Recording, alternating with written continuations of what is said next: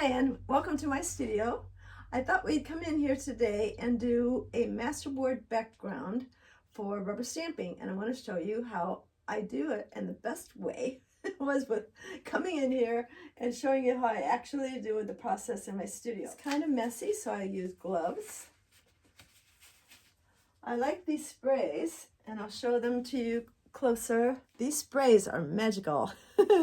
They're perfect for this project. I just use old vintage utensils and take the spray, and the important thing is keeping the spray at this angle, almost like a horizontal. So when you spray, your spray is coming down directly onto the utensil, and it's going to be used like a stencil. So let's get going. So all I have is a drop cloth on the table right here. And I have some vintage utensils and also some dollar store utensils I've collected over the years. I put gloves on because I want to keep my hands clean. And the only other thing you need besides utensils, sprays, and gloves are paper. Now I've got some sheets of watercolor paper here. And I'm going to try watercolor paper. And I'm also going to try just regular drawing paper. This is just Canson drawing paper, 60 pound. So let's tear a few sheets of this paper out and have that ready. And here are my sprays. Now I'm going to bring you a little bit closer so you can see exactly how I do this.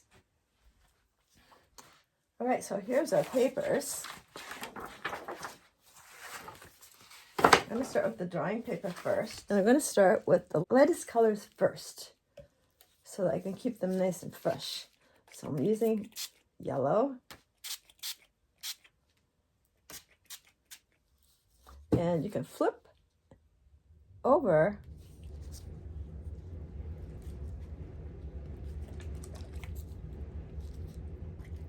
and spray a different color on, and you get both colors, yellow and blue. That's enough of that one. Let's use this old vintage cheese grater. Add a couple circles and squares.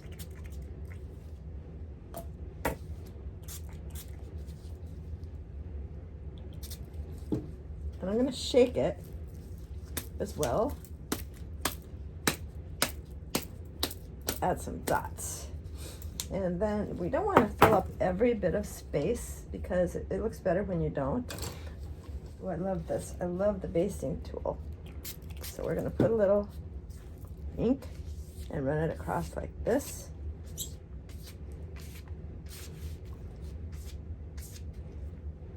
That is so fun. Matter of fact, I think the best way, if I remember, is just to spray it right on the basting tool.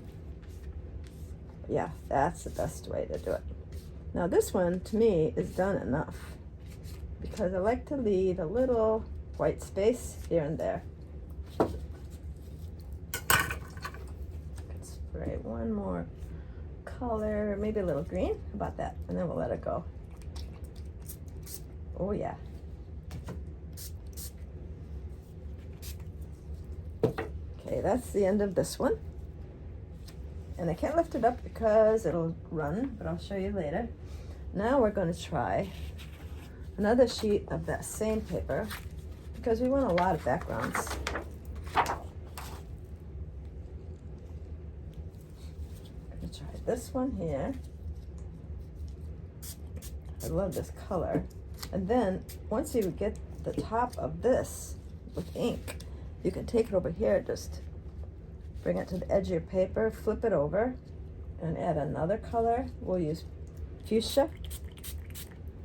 And look, ooh, it's so beautiful, I think. It's just kind of a little trick. And then we can use, let's take another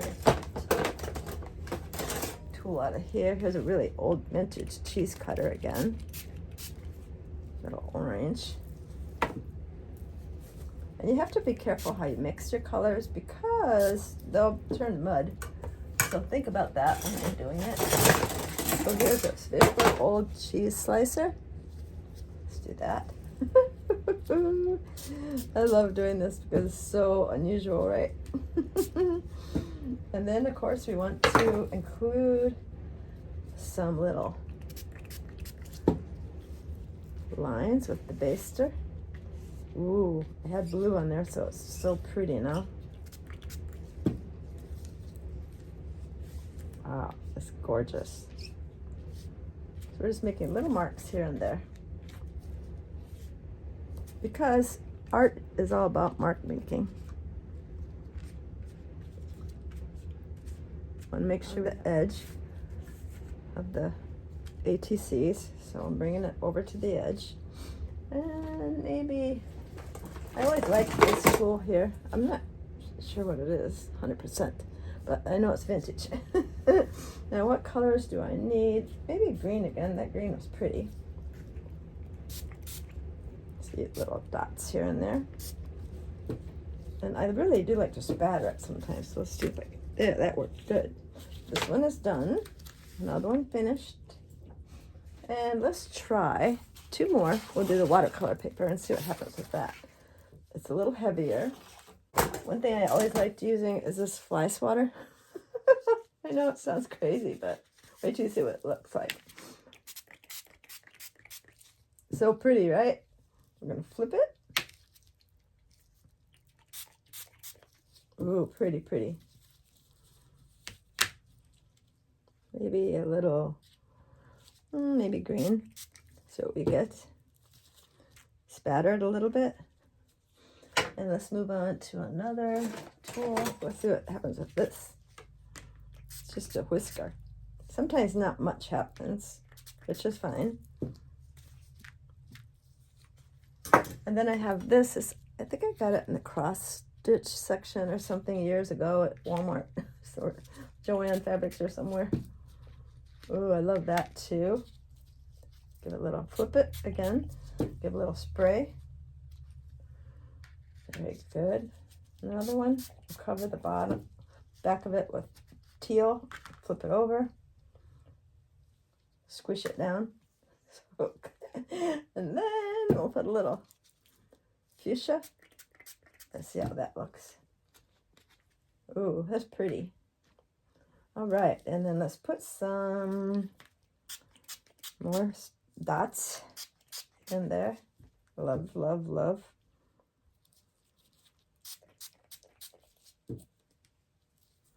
This one.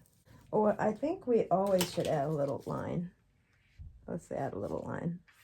It's just texture and it's really pretty. It's kind of nice. You pull up the puddles of ink and they'll dry quicker as well. There we go. Put that one over there. We're going to do one more. I think I like the drawing paper more because watercolor paper doesn't seem to want to absorb as quick. So let's go back to one sheet of drawing paper I still have that I pulled off and make some more circles. We'll flip it over and add fuchsia with this. Now that is a lot of ink, and so we'll take it and drag it with our baster. Make some interesting effect. That happens where you get a little bit more ink than you planned, and that's perfectly fine. We'll come back to this. Add some. Well, here's a wooden spoon, but look how fun this is. Just make dots here and there. Again, we'll spatter with it. Oh, this is fun.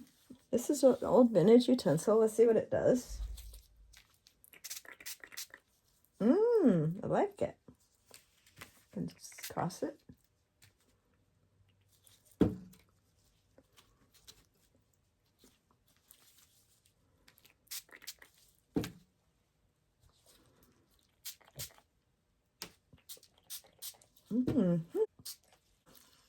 Do it again. And maybe some more lines.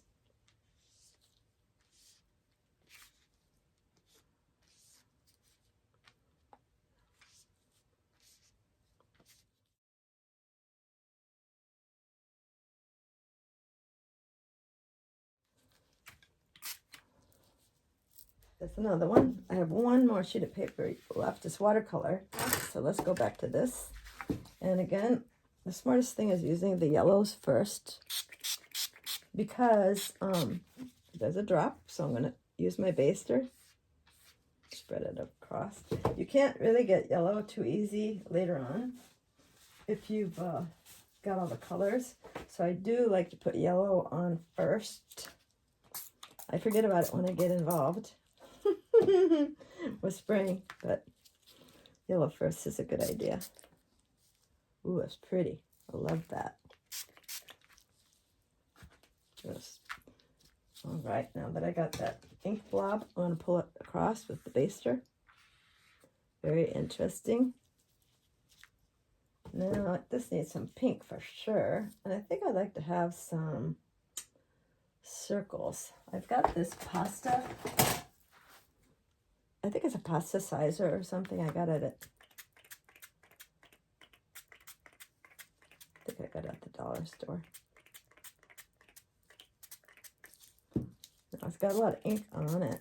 So we're going to flip it over like this. And we're going to spray on top of it. Let's see what we get. Interesting. Very interesting. Put a little teal. Okay, this one's turning out better than the last watercolor paper. Okay, now there's a big puddle of teal. Let's bring it up here. And let's see what else I have. Let's bring some more teal into here and bring it up as well. This is a little plain, so might as well add a little color to it by pulling it out. A little texture, I should say. Beautiful. Fun. Wait till you do this. You're going to be surprised how fun it is. All right, I think that's enough because it's easy. Like I said, it's easy to overdo. Let me add a little on the edges. That's a good one. Let it dry. This one here could use a little drama. Let's add a little more lines. And we'll make the lines fuchsia in some spots. Yes. See how that changed everything? A little spray of blue. Give us a purple color.